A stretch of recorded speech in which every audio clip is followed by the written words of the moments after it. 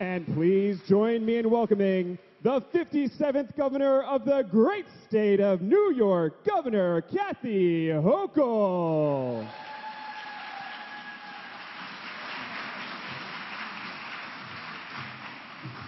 Good morning, everyone. Good morning. Great to see you. We've got some incredible announcements here today. I'm so proud. First of all, proud to be here. This is an extraordinary institution. I want to thank the Executive Director, Education Trust New York, Dia Bryant, who you're going to hear from, but Sharon Greenberger. What you do with the Ys, YMCA, YWCAs, is extraordinary. And I used to participate in YWCA training for candidates a long time ago. I became very involved in the community. But what you do for children across this city and the state is extraordinary.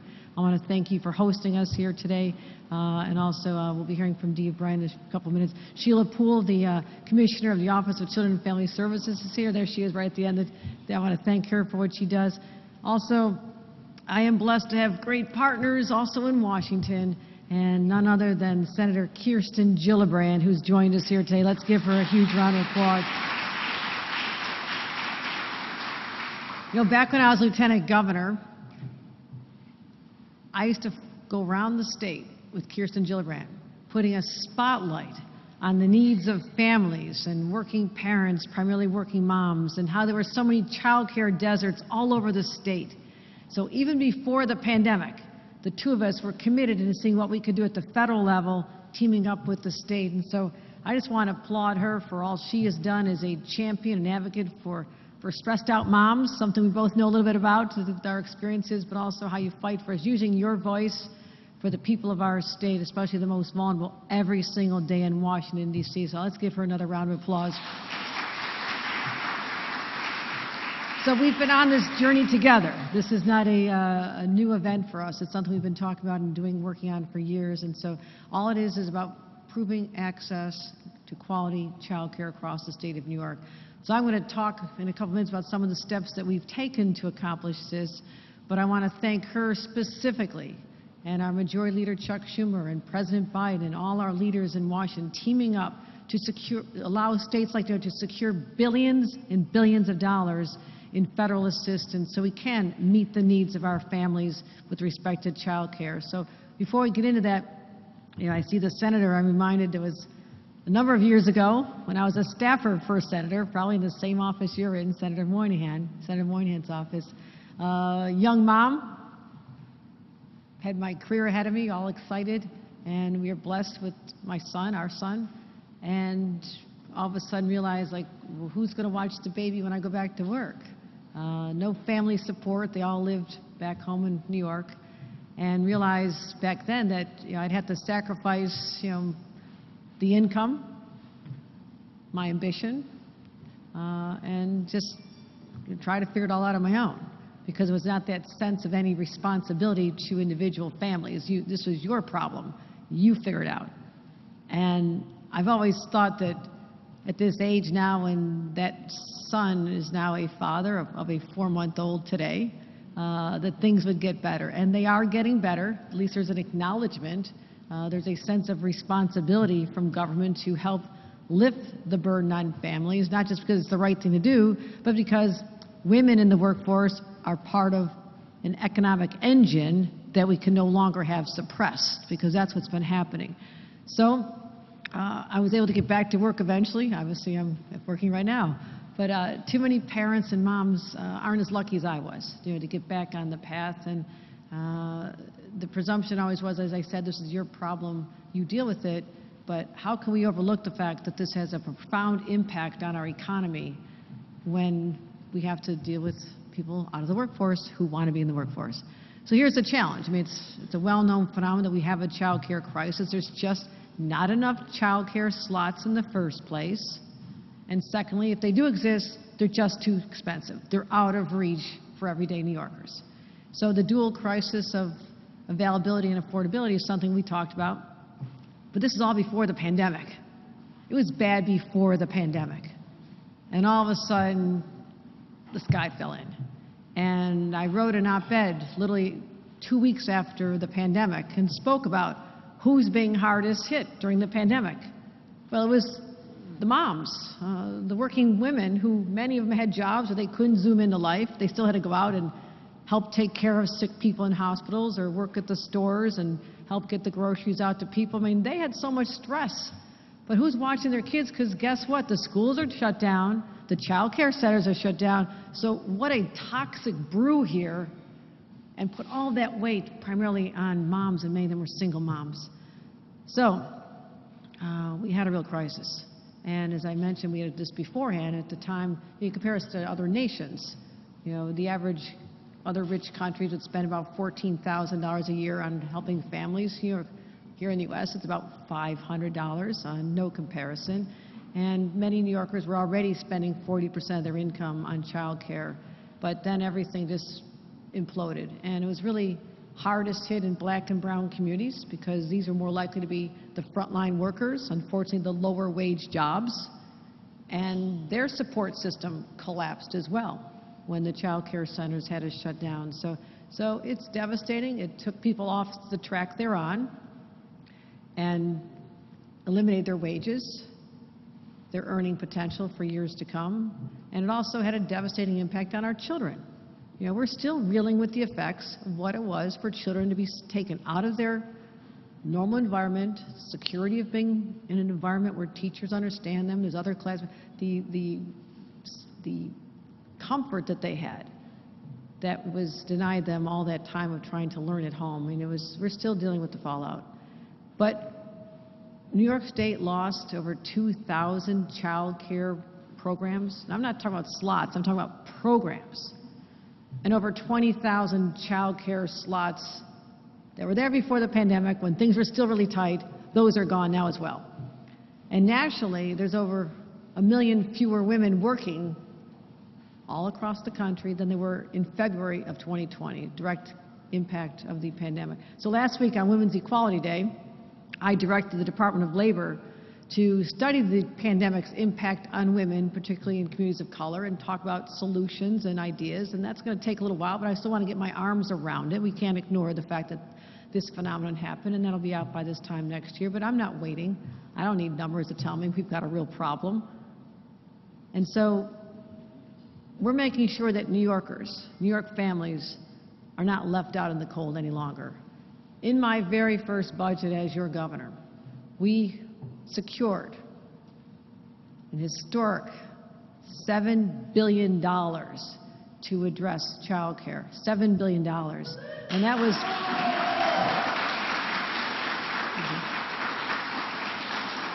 almost $16 million went to expand child care. Where?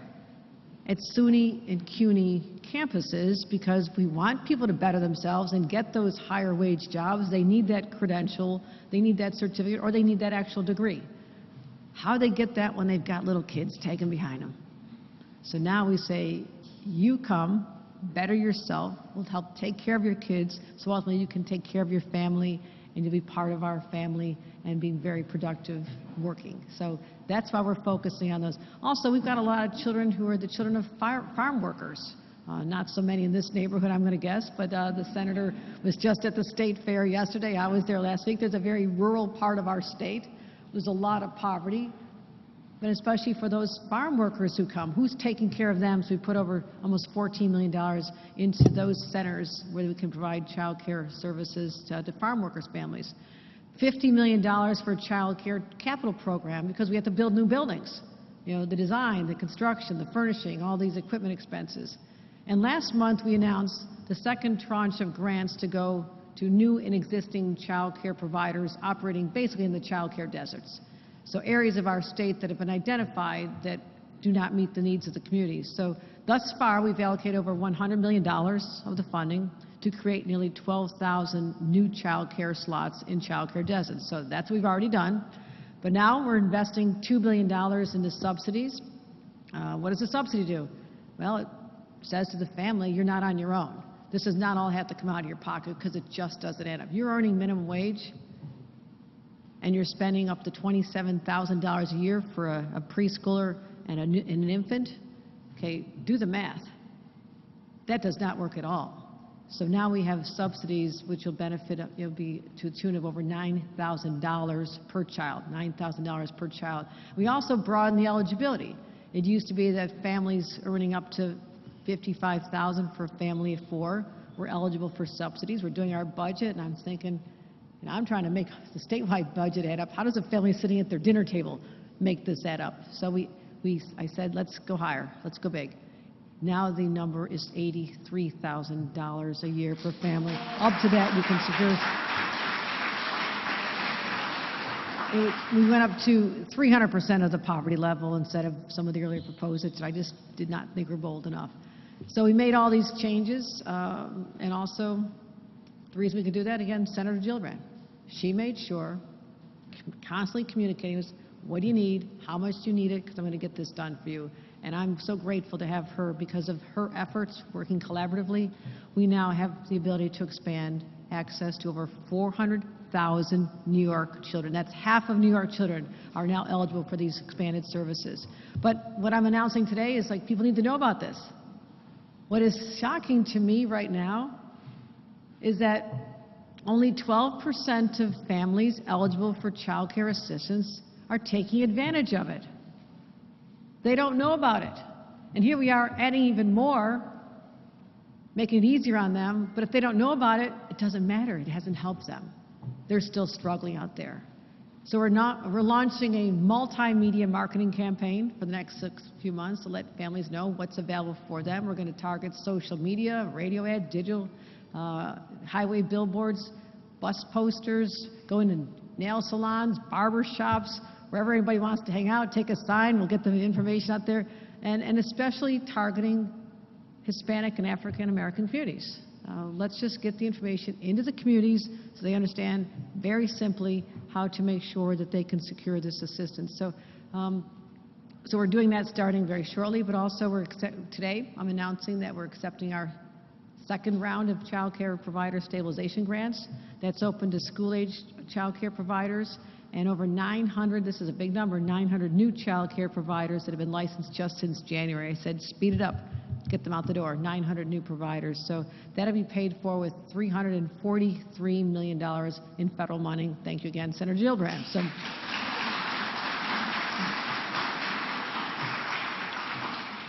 So we're also providing assistance to the workforce. Okay?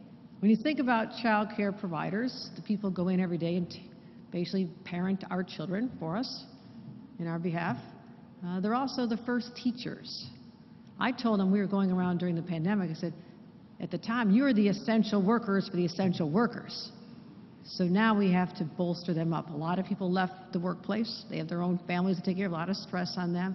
So now we want to make sure that those individuals are getting assistance. So we're going to have 75% of grants go directly to workforce supports, wage increases, overdue wage increases, bonuses, tuition reimbursement, and help them with their health care and retirement contributions. So that's how we help the ecosystem thrive. You help bring more workers in, you support those workers, you get them on their jobs, you open more facilities, you give the construction grants, and then you take care of families and make more of them eligible. That's how we lift families up in the state of New York, by investing in their ability to take care of their families during this short time when they need it. Because we cannot afford to lose them in the workplace, but it's also just the right thing to do. So I'm proud of these efforts. As long as I'm governor, I will not stop fighting every single day for New York families, and especially our children, to give them the very best start in life.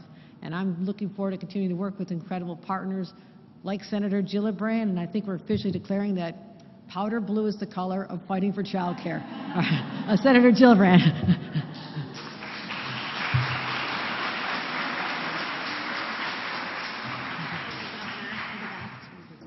Well, it does help to have a governor who's a mom, because these issues are near and dear to her heart. She struggled through it herself as a young mother. She knows the stress and strain. She knows the tough decisions that have to be made. And that's why it's something that we both feel so strongly about. My boys are growing. One is now 14, the other was now 18. I was on the phone in the car, walking in here, trying to get the 18-year-old to order sheets for his college dorm. So it doesn't end, and it's a joy. So thank you to our governor, who's just brilliant and so thoughtful and cares deeply about the constituents that she represents so well. And I want to thank her for her leadership and her vision and her tenacity to never, ever, ever give up. And that's why this good policy is coming to fruition. I want to thank Dia Bryant, our Executive Director of Education Trust New York. Thank you for your leadership and your vision and your hard work. It's wonderful for Kathy and I to have partners like you who are on the ground actually implementing the programs that we're trying to pass into law, so thank you for that. I want to thank all the other advocates who are in the room. I appreciate all the work you do every day to help our families thrive. I want to thank the YMCA for the amazing programs and child care that you offer here, which is wonderful, and you are one of the groups that will be eligible to apply for this money, so it's very important that we're doing here. The bottom line is our children are our nation's future, and when we invest in them, we invest in our country, in our values, and in the strength of our future together. While we certainly can't control how our children choose to lead their lives, we can certainly nourish them, we can educate them, we can guide them towards a path to success, to launch them into the world. I'm still one of the few moms in the Senate with school-age children, but I'm constantly reminded how vastly important it is to make sure our nation's children are cared for and given the advantages that they need to live a successful and healthy life. As the governor said, about 22% of Americans are under the age of 18, and about 1/4 of those kids are under the age of 5. So we have a huge child care need in this country, and many of them do not have the support that they need to be able to succeed. And with COVID, also as the governor said, things became exponentially harder and much more strain on our state. Before the pandemic, there was one slot for every four kids that were looking for child care slots. Post-pandemic was one slot for every 8 kids. So you can see how significant the need is around our state. The reason why I worked so hard on these funds in the American Rescue Plan and the CARES Act is because I knew our governor would spend the money to actually improve care and to expand care, and that's exactly what today's announcement's about. These funds make 2 crucial initiatives possible. One, a second round of child care stabilization grants for providers. This is direct money to the providers so they can stay in business, so they can offer more slots, offer more jobs to more teachers, to early childhood educators.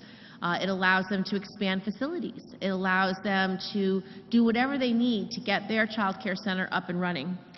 And the second is, as the governor said, a PSA campaign to just tell families that this is available to them.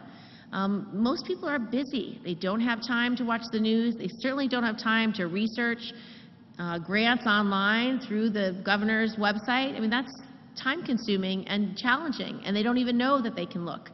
So this is going to make a difference. It's going to go right into the families, into the feeds, and into the internet of anybody who might be eligible. So it'll work. The New York State, with this funding, will be able to provide $343 million of stabilization grants, which is a great deal of money.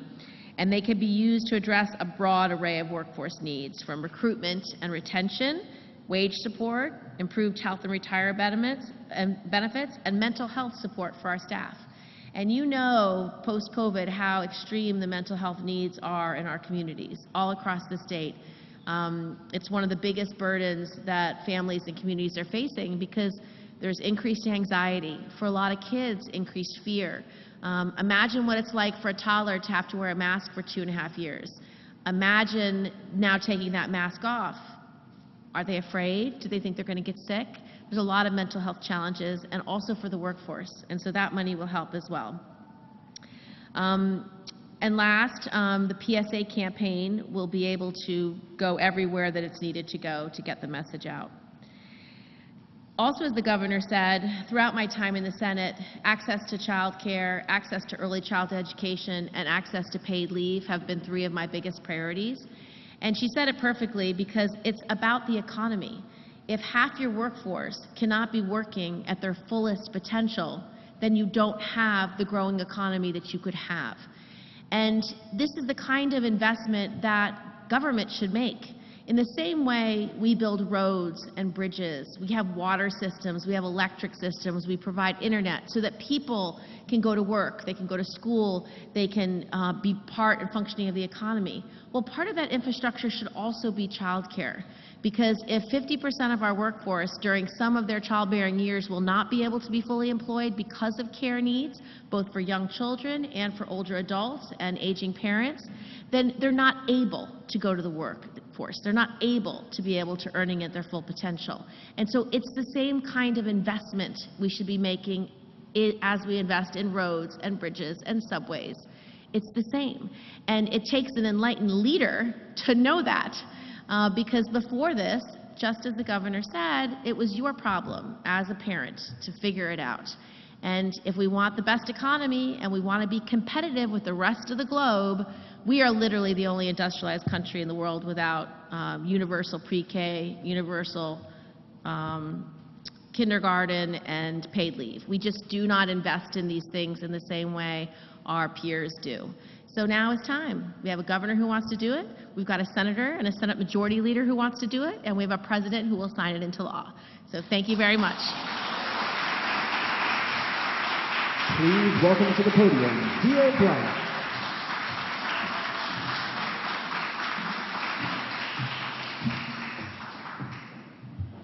Good morning.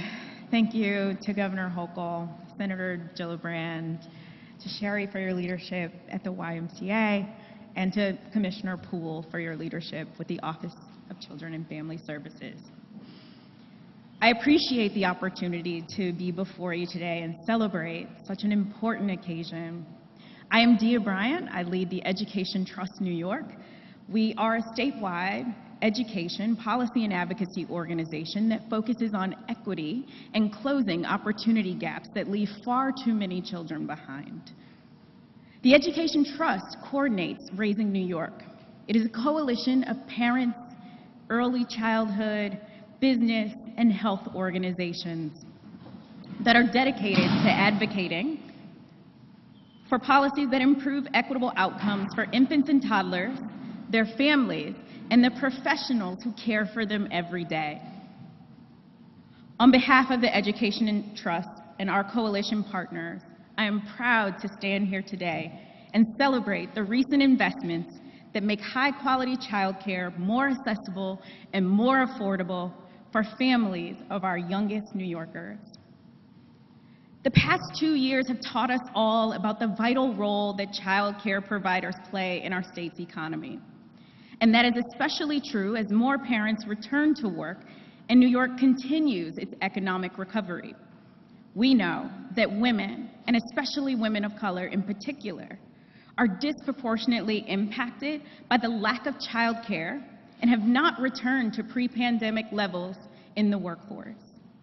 Without question, current research has made it clear that increasing the availability of high-quality childcare will return women to work. The historic levels of federal funding in the Coronavirus Aid, Relief, and Economic Securities Act and the American Rescue Plan Act, combined with the state's Child Care Stabilization Grant work, enabled New Yorkers to award millions of dollars to child care providers in an effort to keep programs open during the early years of the pandemic. Over the past 2 years, the New York State Office of Children and Family Services distributed more than $1 billion from these funding streams combined. I think that's something to celebrate.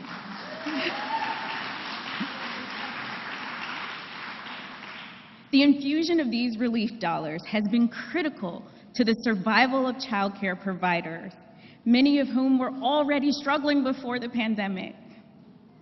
And the pandemic exacerbated the conditions, as many have shared already. as our state leaders take critical steps to make childcare more affordable for everyday New Yorkers.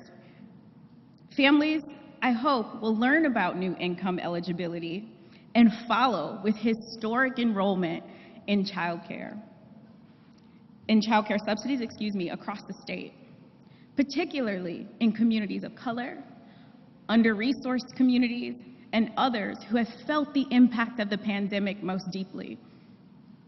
A recent report by Raising New York showed that improvements taken on by the leadership here have provided better access and more ease for providers when completing applications for funding. Their efforts have helped lead to increased funding distribution, particularly for home-based care providers who are largely owned and operated by women of color and are more likely to face complications with finances. Placing stabilization funding directly into the hands of providers helps to mitigate debt and helps to cover rent payments, mortgage payments, teaching materials, and cleaning supplies that many may need. As the applications open for school-age programs and new providers, I'm looking forward to how much more impact we can make. We and our coalition members look forward to continuing to work alongside Governor Hochul, Senator Gillibrand, and their teams, and many other committed stakeholders to ensure that we have a clear picture on how these significant investments are impacting our youngest New Yorkers. We hope to continue to disrupt systemic racism and poverty through investments like this. Childcare providers play a vital role in our state's economy, and that is especially true as many more parents continue to think about getting back to work. New relief dollars will be essential to returning New York's providers to helping New York's providers keep their doors open and continue to serve New York's youngest. Today, I am thrilled that New York is taking yet another step in the right direction. We look forward to seeing how our state and federal funding will continue to support the early childhood sector. And for me, there's a future where every child has high-quality care, where we eliminate deserts, we have a well-compensated workforce, and parents can work in the jobs that they desire. Thank you. Thank you for attending today's event. For those joining us here in person at the Y, we ask that you please remain seated during the photo. Thank you.